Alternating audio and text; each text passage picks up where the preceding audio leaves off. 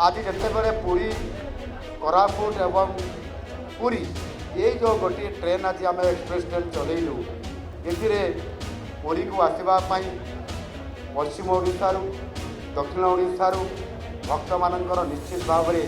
सहज हम सुखद यात्रा हम ताहा सहित जो मैंने भुवनेश्वर को आसवे किए तीर्थ कला जो मैंने पर्यटन आसवे विभिन्न व्यवसायिक कम प्रशासनिक कम भुवनेश्वर को भी आसवे भी रास्ता को भी सुगम होगा तेणु निश्चित भाव में आज आम ओडापी एवं विशेषकर पुरी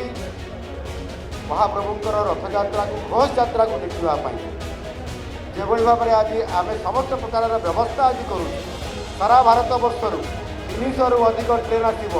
होल्डिंग व्यवस्था आज 30,000 रु अधिक व्यवस्था ये गोटे व्यवस्था विश्वस्तरीय व्यवस्था तेणु निश्चित भाव में मुझे केंद्र रेलमंत्री अश्विनी वैष्णव जी पाखे अच्छा